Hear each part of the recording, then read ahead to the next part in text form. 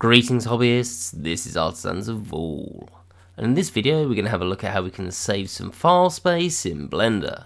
So file sizes have always been a potential issue in Blender. One file can have a huge amount of information and can get pretty massive. So I've been playing around recently with something to see if there's a way of reducing those file sizes, and I thought I'd share some experiments in one area and then a practical way of putting them into use. So to demonstrate this, what I'm going to do is just bring in a cube, and we're just going to subdivide this with Control and 5, but I'm going to come over to the modifier and up that to something ridiculous like 8. So it's really dense, and we've got lots and lots of information here. Let's just apply this, and we can see, look, yeah, lots and lots of information. We're going to make this even worse.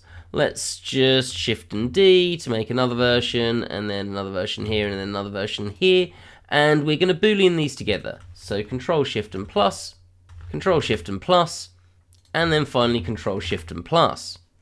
And by the lag you can tell that this is being pretty slow and there's a lot of calculations going on here, and I was doing that destructively. Control Shift and plus with ball tools does this destructively without a modifier.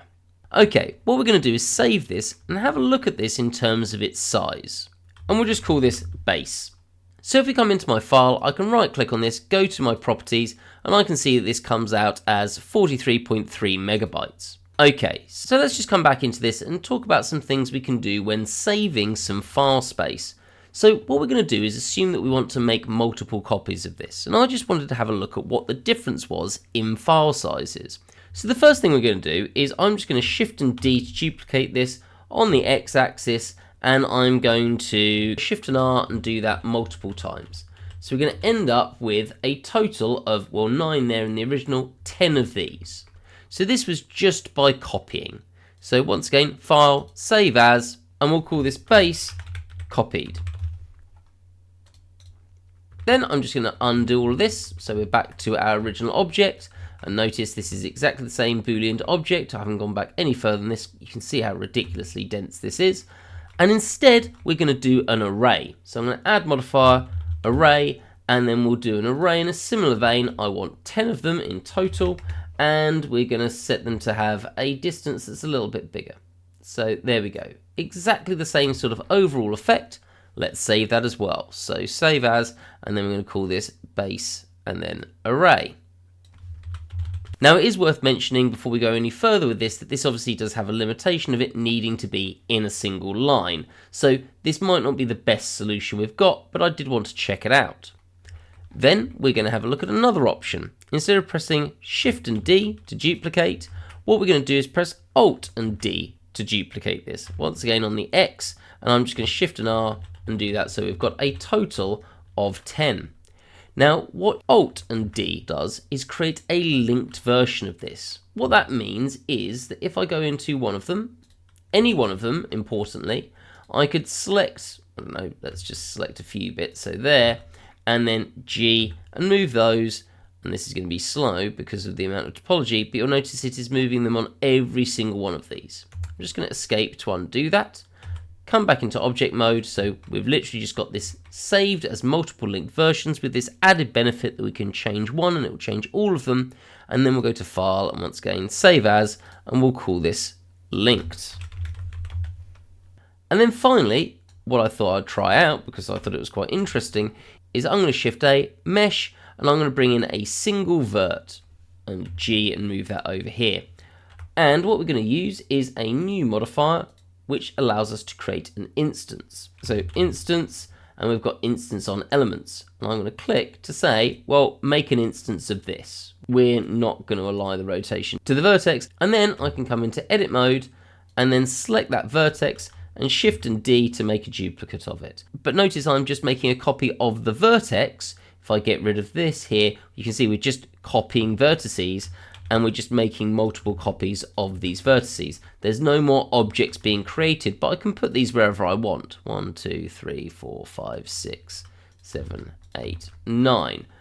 But if I turn this back on, we've got 10 of these in total. So let's just save this as well. File, save as, and we'll call this instance.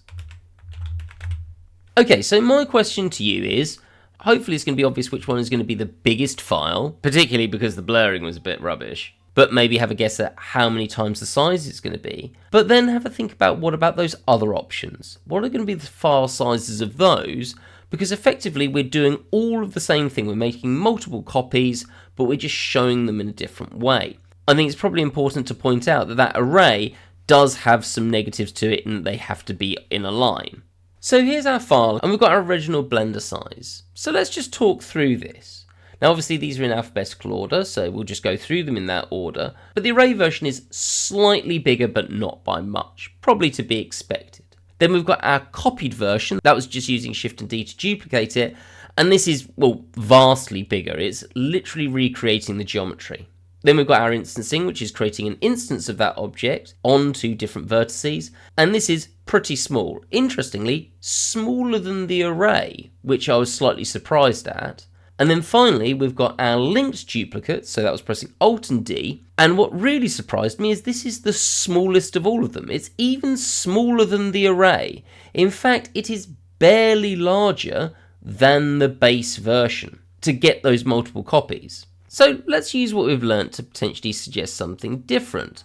Now, as far as I'm aware, and please feel free to tell me that I'm wrong, but the way I've always been taught to deal with arms and legs across a model is to firstly mirror them, and then to pose, you're going to confirm that, and then separate them into different parts. Effectively, we're duplicating them. We're doing the equivalent of a Shift and D. But we now know that that is going to make a vastly larger file size. So let's try something else. Let's select all these. I'm going to make sure my transform pivot point is at the cursor, and I'm going to make sure my cursor is at the center. So my cursor is at the middle of this model. I'm then going to press Alt and D to make these linked duplicates, and then I'm just going to S and scale these, and we're just going to do this to -1. Now notice I am aware that I could press SX and then -1, but that creates this horrible mess, so I don't want to do that. So I'm just going to S -1 and then R and rotate that in the x-axis by 180. So now we've got everything the other way around. So suddenly I've got two separate objects. I can rotate this one. Oh, let's change that off onto the individual origins. So I can rotate this one. I can rotate this one.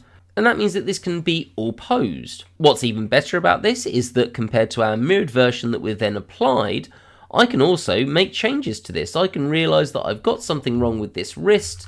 Let's just select all, I don't know, these vertices here.